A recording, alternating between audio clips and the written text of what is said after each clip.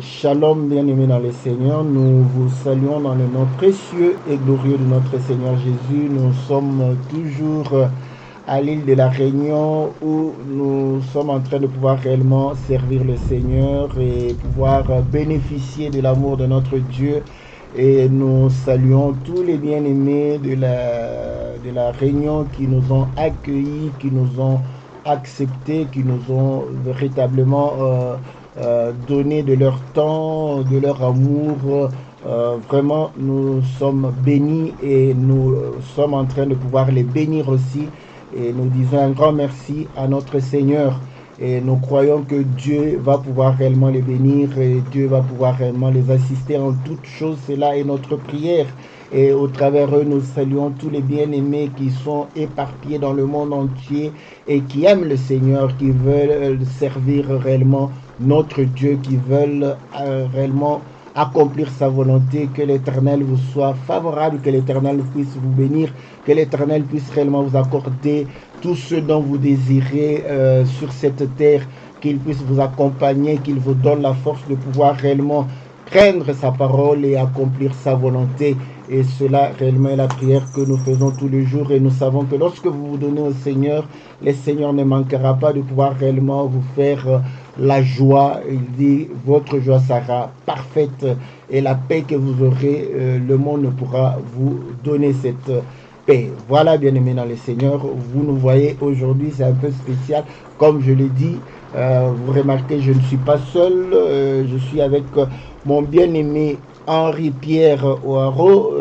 Nous bénissons le Seigneur pour réellement son invitation et son accueil. Que Dieu le bénisse, que Dieu bénisse sa famille, que Dieu bénisse son épouse et ses enfants dans le nom de notre Seigneur Jésus. Comme vous le savez, chaque mercredi, c'est pour répondre à vos questions et aujourd'hui, nous allons réellement leur donner ce privilège de pouvoir poser leurs questions et on va essayer de pouvoir répondre afin de pouvoir apporter la lumière et nous croyons qu'au travers leurs préoccupations, beaucoup d'entre vous, beaucoup de bien-aimés seront édifiés, éclairés et ça sera une bénédiction pour tout un chacun de nous. Et comme vous le savez, c'est l'émission que la Bible parle, présentée par votre serviteur, le pasteur Philippe Mukenge, pour votre éclaircissement et pour votre bénédiction. Nous ne sommes pas seulement à deux, il y a aussi la sœur Jessica, et elle a aussi beaucoup de questions que nous allons pouvoir faire tous ensemble cette émission et le Seigneur va pouvoir réellement vous bénir. Bonsoir et bien-aimé Jessica, bonsoir bien-aimé. Bonsoir bien-aimé. Voilà, que Dieu vous bénisse. Voilà, donc je suis à votre disposition ainsi que tous les bien-aimés. La sœur Jessica, quelle est votre préoccupation? Et nous allons pouvoir répondre par la grâce du Seigneur. Shalom, bien-aimé de Dieu. Donc, Genèse 32, verset 24. Ah, la préoccupation est dans le livre de Genèse 32, verset 24. Bien-aimé Henri-Pierre, pouvez-vous nous lire l'écriture? Et voilà, Jacob demeura seul. Alors un homme lutta avec lui jusqu'au lever de l'aurore. Voyant qu'il ne pouvait le vaincre, cet homme le frappa à l'emboîture de la hanche. Et l'emboîture de la hanche de Jacob se démit pendant qu'il luttait avec lui. Alors nous voulons savoir vraiment là-dedans pourquoi l'homme le frappa à l'emboîture. Merci. Donc voilà, ce sont des petits détails, mais qui sont réellement importants. Et vous allez comprendre que la vie de Jacob, lorsque nous lisons l'écriture de Galates, chapitre 4, Paul dit que Abraham eut deux femmes et cela était allégorique. Donc nous comprenons que la vie des hommes de Dieu, c'est aussi une vie pleine d'allégorismes, de symboles, de significations. Et nous savons aussi que Ésaïe va pouvoir réellement parler pour dire que moi et mes fils seront des signes et de présages pour Israël. Donc nous comprenons que cette histoire n'est pas arrivée en vain. le Seigneur veut instruire, le Seigneur veut apporter, n'est-ce pas, de l'instruction par rapport à tout un chacun de nous. Je vous demanderai de continuer un tout petit peu la lecture là-dessus au verset, nous lisons au verset 30, le verset 30, lisons le verset 30, je crois. Jacob appela ce lieu du nom de Péniel, car, dit-il, j'ai vu Dieu face à face et mon âme a été sauvée. Au verset 32. C'est pourquoi jusqu'à ce jour, les enfants d'Israël ne mangent point le tendon qui est à l'emboîture de la hanche, car Dieu frappa Jacob à l'emboîture de la hanche au tendon. Voilà, donc vous allez voir que Jacob va pouvoir réellement donner pour dire qu'il a vu Dieu. Donc on comprend déjà que ce combat, n'est-ce pas, paraissait dans un premier temps comme un homme. Mais nous savons que Dieu a pris, n'est-ce pas, la forme d'un homme pour venir combattre, n'est-ce pas, avec Jacob et pouvoir briser l'emboîture. Et nous allons lire vite dans le livre de Cantique, n'est-ce pas? Cantique de Cantique, au chapitre 4, si je ne me trompe pas. Voilà. Cantique de Cantique, chapitre 4. Voilà, je vais lire. Voilà, je vais chercher l'écriture. Je suis bel et bien au livre des Cantiques de Cantique. Non, je ne crois pas que c'est. Non, je prends Cantique de Cantique, chapitre 7.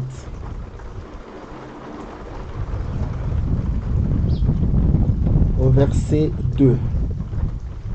Que tes pieds sont beaux dans ta chaussure, fille de prince. Les contours de ta hanche sont comme des colliers, œuvre de tes mains d'un artiste. Voilà, donc vous allez voir ici que on est en train de pouvoir dire les contours de la hanche de la soulamite et comme, n'est-ce pas, des colliers, sont comme des colliers, œuvre de main d'un artiste. Ouais. Or, dans les livres de Proverbes, vous allez voir que Proverbe est en train de parler, n'est-ce pas, des colliers comme étant l'enseignement. Et nous pouvons prendre Proverbe chapitre 3. Voilà, Proverbe chapitre 3, n'est-ce pas? Je prends le verset 3. On va lire le verset 3. Que la bonté et la fidélité ne t'abandonnent pas. Lis-les à ton cou, écris-les sur la table de ton cœur. Voilà, généralement on sait que au cou, c'est le collier. Parce que quand on lit l'histoire de Daniel, n'est-ce pas, quand le roi avait besoin de l'explication de ce qui était écrit, n'est-ce pas, sur le mirail, il dit que celui qui va donner l'explication de cela, je lui mettrai le collier sur son cou. Vous voyez?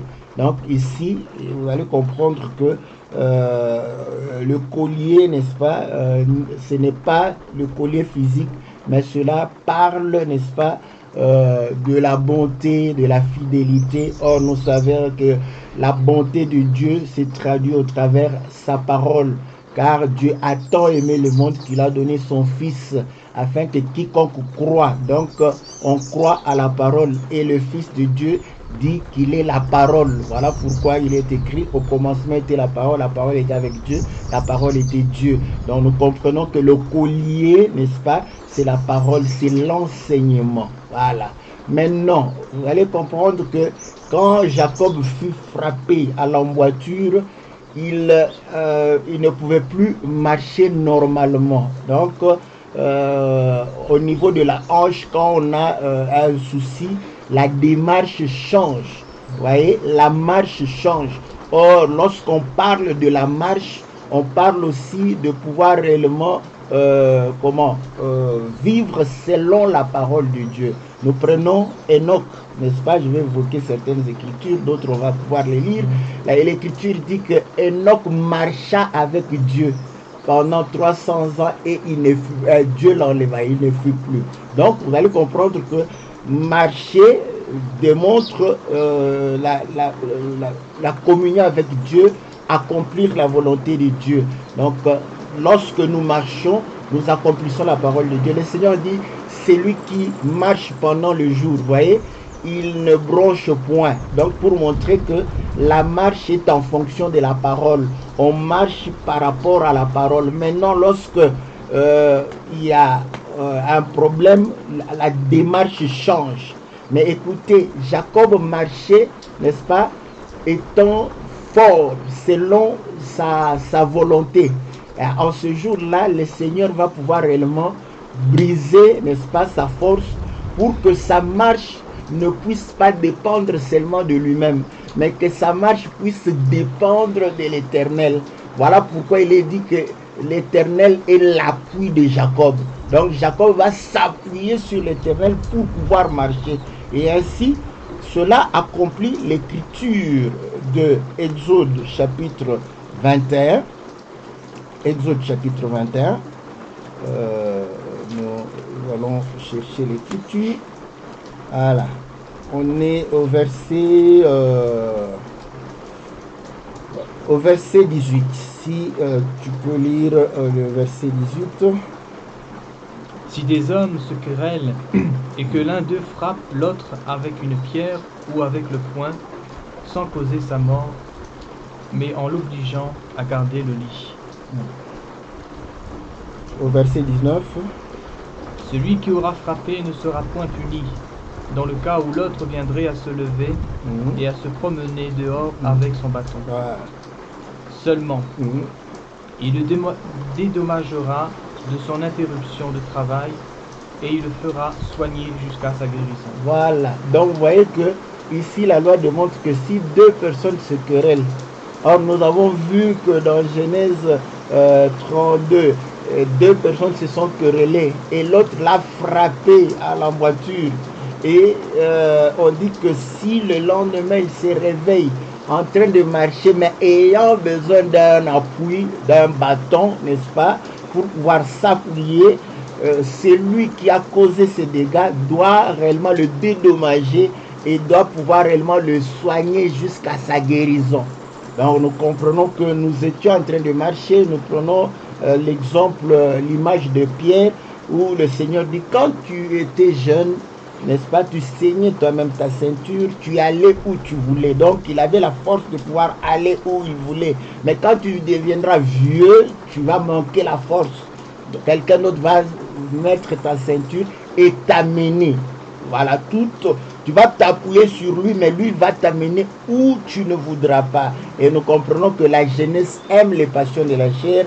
Et voilà pourquoi, quand un autre, cet autre, c'est le Seigneur, c'est le Saint-Esprit. Et l'Écriture dit que les désirs de l'Esprit sont contraires aux désirs de la chair. Voilà pourquoi le Seigneur vient briser, n'est-ce pas, la force de la jeunesse, anéantir les capacités de l'homme pour que l'homme puisse avoir besoin de s'appuyer sur lui. Et il va pouvoir réellement dédommager. Voilà pourquoi le Seigneur va pouvoir réellement te donner la force pour ne pas marcher avec ta propre force, mais avec la force qui vient de l'Éternel, et pouvoir réellement te soigner jusqu'à ta guérison. Le Seigneur va pouvoir réellement apporter la parole pour pouvoir te guérir, pour pouvoir réellement te permettre d'abandonner le mal, d'abandonner les ténèbres et de pouvoir réellement marcher dans la lumière, dans la perfection, manifestant la stature parfaite de Christ, marchant à la gloire du Seigneur. Voilà ce que nous pouvons dire, n'est-ce pas, par rapport à cette écriture où nous comprenons que Dieu anéantit l'homme afin de pouvoir réellement le conduire selon la volonté qu'il a réellement exprimée au travers sa parole, pour que cet homme puisse réellement participer à la nature divine. Et vous savez, on n'a pas le temps de pouvoir parler du bâton, parce que le bâton, c'est aussi le bâton de... Vous savez que Moïse, n'est-ce pas, à délivrer avec eux. Donc, cela démontre que c'est le Seigneur, on s'appuie sur le Seigneur pour pouvoir marcher, et c'est ce que le Seigneur nous demande aujourd'hui, n'est-ce pas, après avoir brisé l'orgueil de la chair, il nous demande de pouvoir marcher en s'appuyant sur sa parole, sur, n'est-ce pas, ce qui est écrit pour pouvoir accomplir sa volonté. J'espère que ça a été clair. Vous voulez quelques autres explications, je pourrais toujours ajouter. Voilà. Ça a été clair pour moi. Alléluia. Ok, voilà. Donc, je ne sais pas s'il y a une autre question. Oui. Exode 33, 23. Ok. Donc, bien-aimé Henri-Pierre, disons dans le livre d'Exode 33, Oui. 23, qu'est-ce que l'Écriture dit? Et lorsque je retournerai ma main, tu me verras par derrière, mais ma face ne pourra pas être vue. Ok. Donc ici, c'est l'Éternel qui parle. Oui. Et pourquoi il va pouvoir dire à Moïse cela?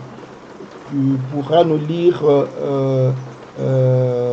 bien avant cela. Nous sommes toujours dans Exode chapitre 33 et, au verset 18. Moïse dit, fais-moi voir ta gloire. Et verset 19. L'Éternel répondit, je ferai passer devant toi toute ma bonté, et je proclamerai devant toi le nom de l'Éternel. Je fais grâce à qui je fais grâce, et miséricorde à qui je fais miséricorde. Au verset 20. L'Éternel dit, tu ne pourras pas voir ma face, car l'homme ne peut me voir et vivre. Voilà, donc on voit que Moïse va demander à Dieu de voir sa gloire. Mais Dieu répond que tu ne peux pas voir ma face. Donc la gloire de Dieu, c'est la face de Dieu. Crois et tu verras la gloire de Dieu. Voyez? Généralement, les gens voient la gloire de Dieu, c'est-à-dire, j'étais pauvre, je deviens riche, j'ai vu la gloire de Dieu, j'étais malade, je suis guéri, j'ai vu la gloire de Dieu. C'est généralement dans ce sens-là que beaucoup de gens abordent. Mais quand on croit, on voit la gloire de Dieu, on voit la face de Dieu. Quand on voit la face de Dieu, c'est qu'on identifie Dieu, on connaît Dieu. Voilà pourquoi dans nos cartes d'identité ou lorsqu'on veut identifier quelqu'un, on prend la photographie de sa face, parce que c'est la face de l'homme qui l'identifie le plus, n'est-ce pas? Et Dieu dit qu'il ne peut pas le voir. Voilà pourquoi il dit que je vais mettre ma main et je vais pouvoir réellement la retourner. Lorsque je la retournerai, tu me verras de dos. Et effectivement aussi dans le quotidien, si quelqu'un passe et que on te dit est-ce que tu l'as vu, si tu l'as vu de dos, tu diras que je ne l'ai pas vu. Et pourtant tu l'as vu. Voyez? Mais tu n'as pas identifié son visage. Voilà pourquoi tu estimes que tu ne l'as pas vu, parce que tu ne sauras pas le décrire. Donc le visage, n'est-ce pas, c'est ce qui décrit le plus l'homme. Donc lorsqu'on a le visage de quelqu'un, soit d'un fugitif ou d'un meurtrier, il sait déjà qu'on l'a identifié. Mais on peut avoir sa taille, on peut avoir voilà, sa corpulence. Il sait que ce sont des détails qui ne le spécifient vraiment pas. Donc, déjà, l'Éternel lui-même donne l'explication de ce que Moïse est en train de pouvoir lui demander. Mais ici, on peut se poser la question, parce que dans le livre de Nombre, chapitre 22, si je ne me trompe pas, Nombre, chapitre... Est-ce que c'est Nombre, chapitre 22 attendez, c'est Lévitique. Lévitique, chapitre 22, si je ne me trompe pas, je vais voir là-bas.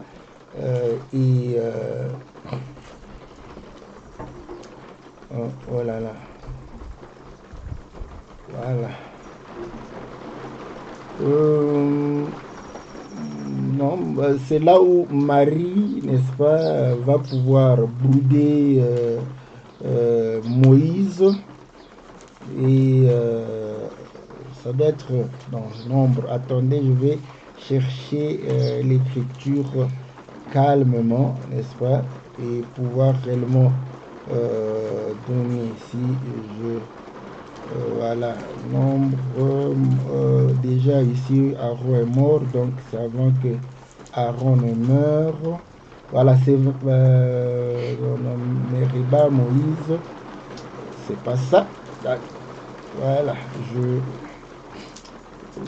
c'est l'histoire de Marie et Aaron qui vont bouder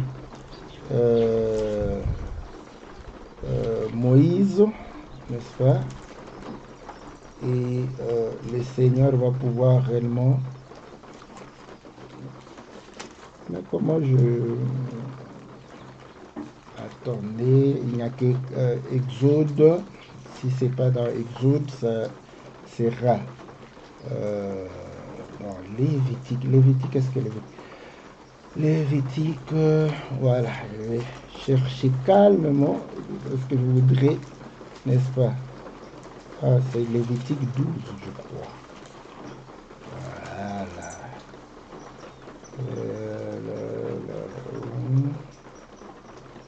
Non. C'est pas Lévitique.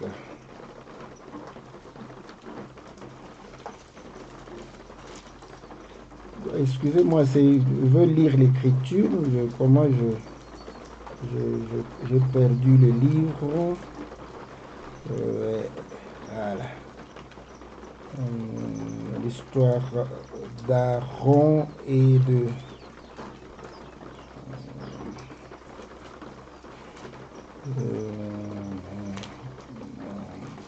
nombre 12, voilà. Il y avait nombre 12, vous allez voir que c'est là où Aaron et Marie vont pouvoir bouder Moïse.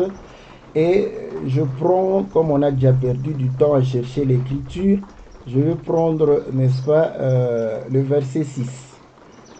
Si tu peux lire le verset 6. Et il dit, écoutez bien mes paroles, lorsqu'il y aura parmi vous un prophète, c'est dans une vision que moi, l'Éternel, je me révélerai à lui. C'est dans un songe que je lui parlerai. Verset 6. Il n'en est pas ainsi voilà, de mon serviteur Moïse, et il est fidèle dans toute ma maison. Verset 8. Je lui parle bouche à bouche, je me révèle à lui sans énigme, et il voit une représentation de l'Éternel. Pourquoi donc n'avez-vous pas craint de parler contre mon serviteur, contre Moïse? Ici, il dit, je lui parle face à face. Il voit une représentation de l'Éternel. Donc, il lui parle comme on se parle maintenant. Et vous savez que comme on vient de pouvoir lire pour Jacob, Dieu a pris la forme humaine. C'est une représentation. Donc, il voyait Dieu comme on se voit comme ça et il parlait avec Dieu, n'est-ce pas? Mais ce même Moïse demande à Dieu de voir sa gloire. Et c'est là où on comprend que Moïse était la bouche de Dieu auprès du peuple. Donc, quand Moïse est devant le peuple, Moïse est en train de parler au nom de l'Éternel. Il est en train de pouvoir représenter l'Éternel. Mais cependant, quand le peuple réclamait quelque chose, Moïse prenait la réclamation du peuple et allait devant l'Éternel. À ce moment-là, quand Moïse donne les préoccupations du peuple, Moïse est en train de représenter ce peuple-là. Donc Moïse jouait deux rôles parce qu'il était intermédiaire. L'intermédiaire, c'est le rôle qu'il joue, n'est-ce pas? Il joue le rôle de pouvoir parler au nom de l'Éternel quand il s'adresse au peuple. Il joue le rôle du peuple quand il s'adresse à l'Éternel. Donc on comprend que le peuple, n'est-ce pas, avait envie de voir la gloire de Dieu, voir la face de Dieu. Et l'Éternel va pouvoir dire que non, vous ne pouvez pas voir ma face. Pourquoi? Ce peuple-là Dieu a refusé qu'il puisse voir sa face. D'abord, c'était un peuple qui était au courant, n'est-ce pas? Un peuple que Dieu a privé de pouvoir voir sa face. Pourquoi? Parce que s'il avait vu la face de Dieu, bon, on dit, personne ne peut voir Dieu et vivre. C'est une bonne chose. Donc, il allait peut-être mourir. Or, nous savons que c'est par la mort que nous pouvons renaître. Vous voyez? Donc, quelque part, Dieu leur a privé la nouvelle naissance, parce que la nouvelle naissance passe par la mort. Vous voyez? Sinon, s'ils voyaient, ils allaient mourir. Et Dieu allait, parce que c'est son peuple, il n'allait pas permettre à ce que ce peuple qui est sorti de l'Égypte puisse mourir dans le désert. Il allait, n'est-ce pas, les régénérer pour pouvoir réellement continuer. Il leur a privé, on peut déjà dire, la nouvelle naissance. Il leur a privé de pouvoir voir sa face. Donc Moïse, là, il représente le peuple. Et l'écriture que nous avions lue, Dieu va utiliser la main. Or, nous savons que la main est au service du corps, n'est-ce pas? Et cette main, n'est-ce pas, c'est le service où il sert le corps. Il prive ce peuple par la main. Et écoutez ce que Paul va dire, parce que Paul va expliciter cela dans le livre de 2 Corinthiens, chapitre 3. 2 Corinthiens, chapitre 3. Voilà. Je commence au verset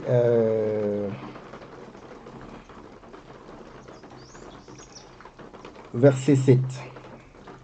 Or, si le ministère de la mort, gravé avec des lettres sur des pierres, a été glorieux, Voilà. Il dit le ministère, n'est-ce pas, de la mort, gravé avec des lettres sur des pierres, a été glorieux. N'est-ce pas? Or, nous voyons que Dieu va pouvoir écrire sur les tables, n'est-ce pas, de pierre et donner à Moïse pour pouvoir aller donner au peuple sa loi. Donc, il est en train de parler de la loi de Moïse. Or, on comprend que le ministère, c'est le service. Et ce service est représenté par la main qui sert le corps. La main lave le corps, la main nourrit le corps. Vous voyez? La main prend soin du corps. Donc nous comprenons qu'il est en train de parler de la loi. Virgule, vous continuez. au point que les fils d'Israël ne pouvaient fixer les regards sur le visage de Moïse, à cause de la gloire de son visage, bien que cette gloire fût passagère. Vous voyez? Donc maintenant on a une autre situation où la gloire de Dieu était sur le visage de Moïse. Or, nous avions démontré que quand Moïse va devant le peuple, il est en train de parler au nom de l'Éternel. Donc, la gloire de Dieu était sur lui. Le peuple était incapable de pouvoir fixer, n'est-ce pas, le regard sur son visage pour voir la gloire. Vous voyez que ici, et la gloire et le visage, Dieu a montré que c'est la même chose. Et nous comprenons que ce peuple n'a pas su fixer le regard de Moïse, le visage de Moïse. On dit que et pourtant cette gloire était passagère. Au verset 8. Combien le ministère de l'Esprit ne sera-t-il pas plus glorieux? Voilà. Donc on compare le ministère de Moïse avec le ministère de l'Esprit. Et l'écriture continue au verset 9. Si le ministère de la condamnation a été glorieux, le ministère de la justice est de beaucoup supérieur en gloire. Voilà. Et sous ce rapport, ce qui a été glorieux ne l'a point été, à cause de cette gloire qui lui est supérieure. En effet, si ce qui était passager a été glorieux, ce qui est permanent est bien plus glorieux. Verset 12. Ayant donc cette espérance, nous usons d'une grande liberté. Et nous ne faisons pas comme Moïse, qui mettait un voile sur son visage pour que les fils d'Israël ne fixaient pas les regards sur la fin de ce qui était passager. Verset 14. Mais ils sont devenus durs d'entendement, car jusqu'à ce jour le même voile demeure quand ils font la lecture de l'Ancien Testament, et ils ne se lèvent pas, parce que c'est en Christ qu'il disparaît. Voilà, donc l'Éternel va utiliser la main pour pouvoir empêcher Moïse de voir sa face. Et nous comprenons que le voile, c'est l'obstacle qui t'empêche de pouvoir voir, n'est-ce pas? Et cette main a été comme le voile pour empêcher. Or, ce Moïse-là représente le peuple. Et nous voyons que le peuple lui-même ne pouvait pas fixer. Et Moïse, qu'est-ce qu'il faisait? Il mettait le voile devant sa face pour cacher la gloire. Vous voyez? Or, la gloire, c'est la face. Et nous voyons maintenant, il dit que lorsque je veux retourner, tu vas me voir de dos. Donc, Israël a vu Dieu de dos. Il ne l'a pas vu de face. Voilà pourquoi lorsque nous lisons, n'est-ce pas, la loi, et si vous le prenez à la lettre, donc vous êtes en train de voir Dieu de dos. Maintenant, pour le voir de face, n'est-ce pas, il faudrait, n'est-ce pas, enlever le voile. Et dans 2 Corinthiens, chapitre 3 au verset 15, il est dit, Jusqu'à ce jour, quand on lit Moïse, un voile est jeté sur leur cœur. au verset 16, Mais lorsque les cœurs se convertissent au Seigneur, le voile est ôté. voilà, le voile est ôté. Qu'est-ce que le voile cachait? La gloire de Dieu.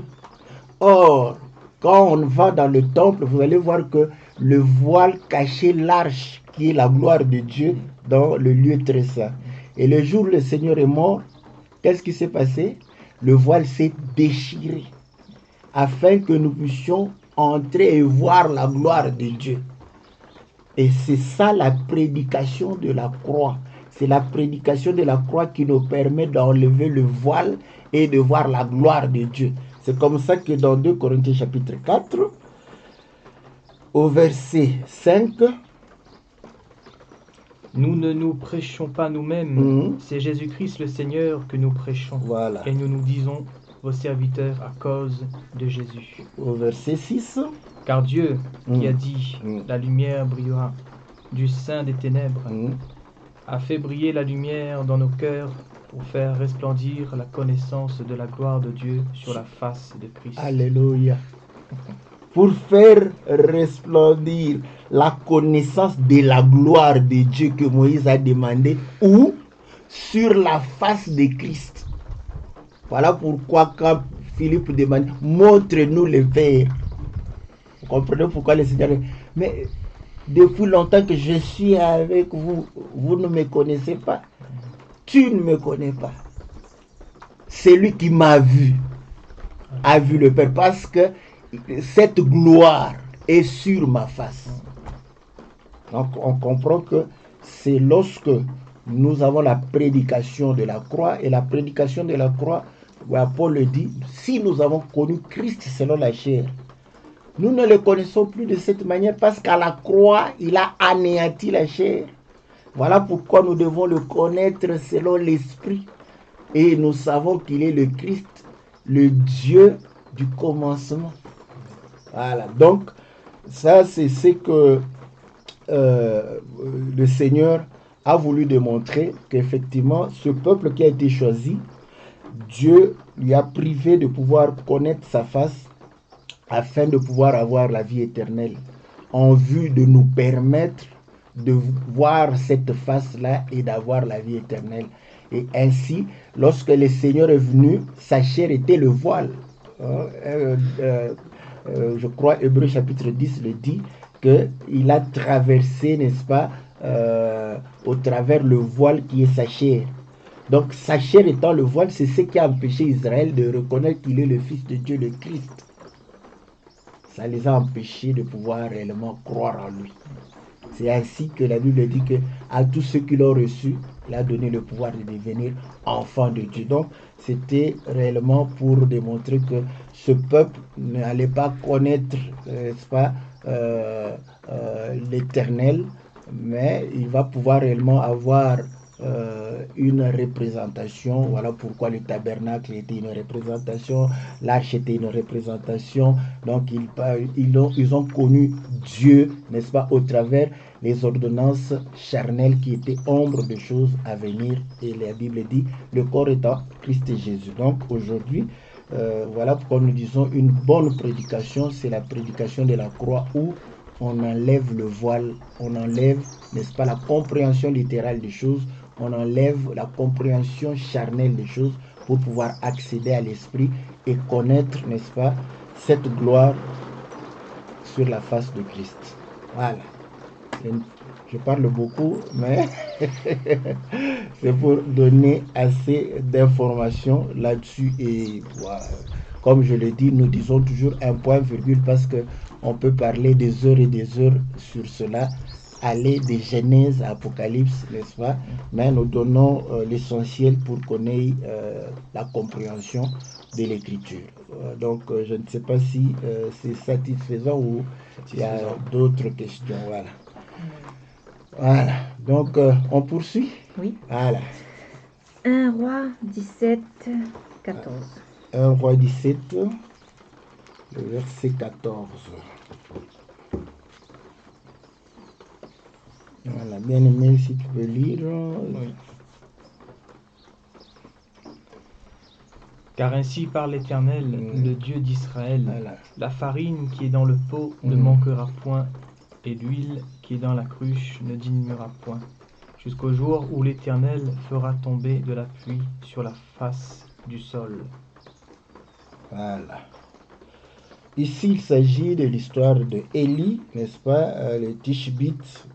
Et vous allez voir que si on peut lire un tout petit peu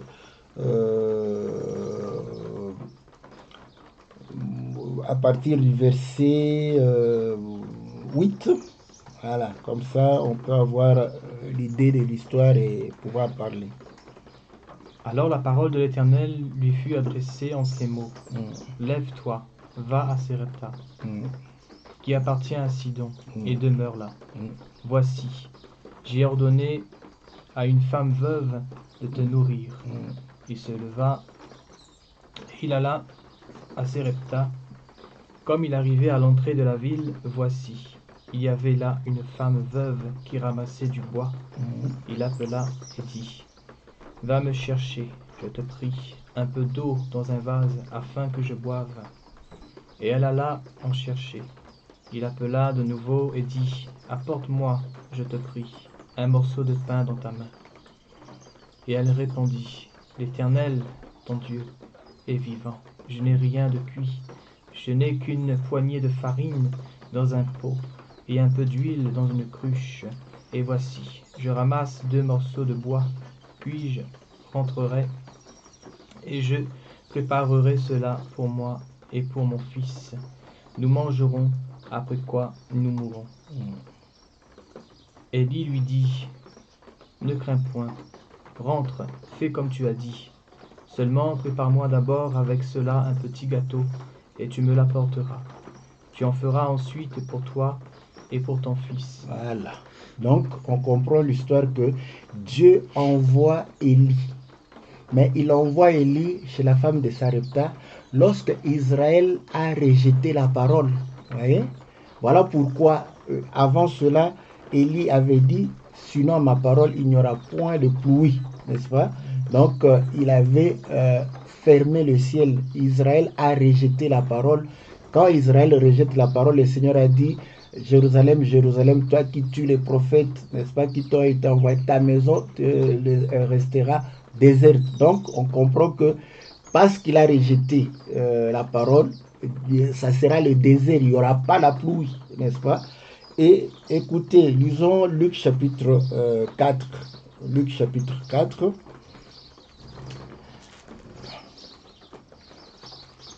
Luc chapitre 4. Voilà.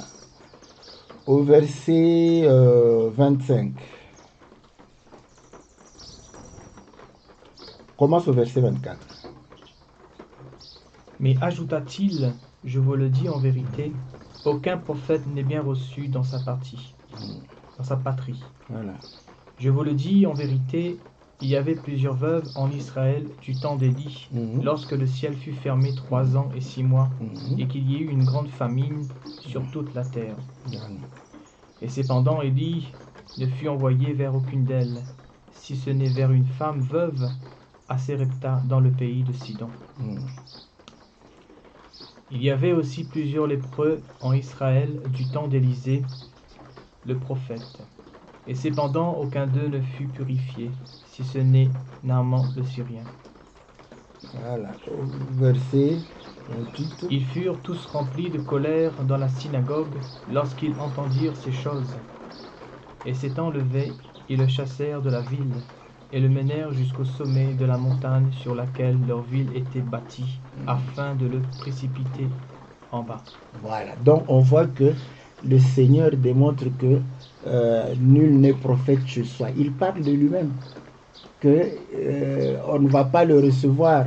Et pour preuve, on va pouvoir... Donc il s'identifie à Élie. Vous voyez? Il s'identifie à Élie. Et lorsque nous rentrons, Élie commence par dire à cette femme, donne-moi de l'eau pour boire. Or, dans Jean chapitre 4, nous voyons le Seigneur lorsqu'il était, n'est-ce pas, fatigué. Il va aller auprès d'un puits, trouver une femme samaritaine qui allait puiser de l'eau. Et le Seigneur commence par lui demander de l'eau. Et cette femme va dire que non, nous et vous, nous avons des problèmes, vous les Juifs. Donc nous comprenons que les Juifs, les circoncis avaient rejeté, n'est-ce pas, les nations, avaient rejeté les incirconcis. Il y avait un problème. Donc cette femme est en train de représenter tous ceux qui sont considérés comme étant souillés, comme étant païens par les Juifs. Mais le Seigneur lui demande de l'eau. Et quand elle dit ça, le Seigneur dit, si tu savais celui qui te demande de l'eau, tu lui aurais donné de l'eau pour pouvoir boire, n'est-ce pas? Et cette eau qu'il allait te donner, n'est-ce pas, allait jaillir et tu n'allais plus avoir soif. Et cette femme va dire, donne-moi de l'eau. Donc on comprend qu'il commence par là. Et cette femme va lui donner de l'eau. Après il dit, va, donne-moi la nourriture que tu as. Et cette femme va dire que maintenant il n'y a peu, c'est seulement pour moi et mon fils. Après cela, nous allons mourir. Or, écoutez, le Seigneur, quand il s'est posé là-bas, il s'est fait qu'il avait faim et il avait soif. Quand les disciples sont allés chercher la nourriture, c'était pour nourrir le Seigneur. Et quand ils sont revenus, ils ont trouvé que le Seigneur était en train, on lui presse, mange, il dit, j'ai une nourriture. C'est de pouvoir accomplir la volonté de Dieu.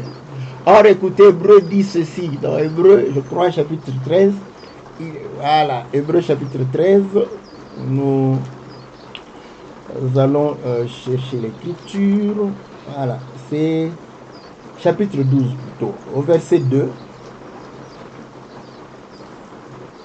Ayant les regards sur Jésus, le chef des consommateurs de la foi, qui, en vue de la joie qui lui était réservée, a souffert la croix, méprisé, l'ignominie, et s'est assis à la droite du trône de Dieu. Ah, attendez, c'est pas l'écriture que je cherchais, donc ça doit être Hébreu, voilà. Hébreu chapitre, on était au 12, ça doit être 13 si je ne me trompe pas. Voilà.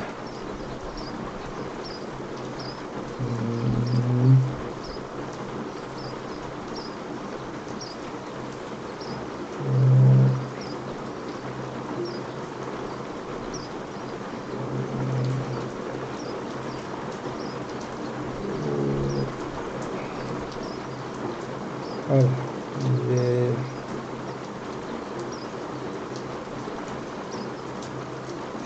Comment je ne sais pas, je vais trouver assez rapidement les écritures. Rémunérateur de la foi, c'est Hébreu combien? Ah, au verset 2, c'était là. Reprends la lecture, c'est moi qui étais distrait. Verset 2. J'étais distrait quand... Voilà. Ayant les regards sur Jésus, voilà. Le chef des consommateurs de la foi. Voilà. J'aime cette expression. D'autres versions peuvent dire autre chose, mais il est le consommateur. Donc, il consomme. Il se nourrit de la foi. Or, la foi vient de ce que l'on entend. Ce que l'on entend, n'est-ce pas, vient de la parole de Christ. Voilà pourquoi le Seigneur n'a pas bu l'eau, n'est-ce pas? Il a demandé d'abord l'eau à la femme pour voir si la femme va écouter cette parole, obéir à cette parole. Et quand elle a désobéi, il lui a dit, mais si tu savais, tu allais demander. Voilà, pour que le Seigneur te donne, le Seigneur te demande d'abord de pouvoir te donner à lui. Voilà pourquoi vous allez comprendre que quand Élie va demander, la femme va obéir, il va maintenant lui demander cette nourriture. Or, vous allez comprendre que le pain, c'est la chair, n'est-ce pas? Donc, Élie a demandé de pouvoir que cette femme puisse donner. Ça veut dire que la femme a dit que nous allons manger et après quoi nous allons mourir. Donc, sa vie tenait à cette poignée de farine. Donc, cela voudrait dire que donne ta vie au Seigneur. Lorsque nous donnons la vie au Seigneur, c'est ce que le Seigneur lui a dit. Si tu avais cru et tu avais compris qui je suis, j'allais te donner l'eau qui n'allait point se tarir. Vous voyez? Donc à ce moment, nous comprenons que, or le Seigneur lui-même, il vient, c'est lui la nourriture, c'est lui le pain qui descend du ciel. Vous voyez? Donc il dit, celui qui ne mange pas ma chair et ne boit pas mon sang n'aura pas la vie éternelle.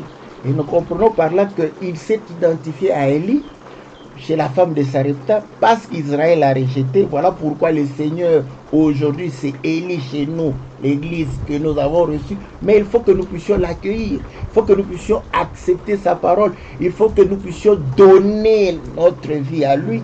Et lorsque nous donnons la vie, le Seigneur dit, vous aurez la vie en abondance. Donc il ne manquera pas la farine, il ne manquera pas l'huile. Mais cette vie en abondance vient de la parole du Seigneur. Et là, nous comprenons que nous avons cette parole en abondance. Non seulement nous avons cette parole, nous avons aussi l'explication de cette parole. Les deux choses ne peuvent pas manquer jusqu'à ce qu'en Israël, que la pluie puisse réellement tomber. Donc on comprend que pendant qu'Israël est dans l'aveuglement, l'Église ne va pas manquer le pain. L'Église ne va pas manquer, n'est-ce pas, l'explication par l'Esprit, n'est-ce pas, de ce pain-là. Voilà pourquoi il est dit, celui qui a des oreilles entende ce que l'Esprit dit aux églises. Donc voilà pourquoi il a dit, il ne manquera pas la farine, il ne manquera pas l'huile. C'est pour pouvoir réellement fabriquer le pain, avoir de la nourriture. Et dans l'église, nous avons la nourriture en abondance. Vous voyez, il y en aura pour qu'on puisse préparer chaque jour. Ce n'est pas un pain que vous allez garder. Si vous gardez de dimanche à samedi, ce pain sera moisi. Voilà pourquoi quand vous êtes dans une église où c'est le même pain que vous avez mangé les dimanches, on vous ressort, on vous chauffe ça finit par moisir et les gens sont fatigués. Ils se disent, mais on a mangé la même chose et pourtant il faut préparer ce pain chaque jour pour que ce soit un pain chaud, n'est-ce pas? Et chaque jour, ça va dépendre aussi un peu de l'humeur de celui qui prépare, et vous aurez des goûts qui changent et vous vous dites que non, c'est le même pain, mais ça a un autre goût et ça donne réellement de la joie de pouvoir réellement manger. Voilà pourquoi vous allez comprendre que dans cette maison, tant qu'Élie était là, c'est lui qui pourvoyait à la farine et qui pourvoyait, n'est-ce pas, à l'huile, tel que le Seigneur aujourd'hui dans son église, il pourvoit au pain et il pourvoit, n'est-ce pas, à l'explication qui apporte, n'est-ce pas, l'esprit dans le peuple de Dieu. Voilà, bien aimé dans le Seigneur, les questions. Donc, on ne finira pas de répondre à toutes les questions. On ne peut que mettre un point-virgule ici. Donc, voilà, c'était la suite de notre séjour ici en île de la Réunion. Et nous remercions le bien-aimé Henri Pierre de pouvoir participer à l'émission, ainsi que de la sœur, nous remercions la sœur Jessica de leur participation. Comme nous l'avons toujours dit, envoyez-nous vos questions, permettez à ce que nous puissions répondre à vos préoccupations. Ça pourra bénir aussi d'autres personnes et Dieu sera réellement élevé et glorifié dans la vie de tout un chacun. Salutations à tous les bien-aimés. Et nous nous retrouvons par la grâce de Dieu le mercredi prochain pour une autre émission que la Bible parle. Et nous allons nous retrouver aussi pour l'émission Louons l'Éternel. Que Dieu vous bénisse au nom puissant et glorieux de notre Seigneur Jésus. Amen.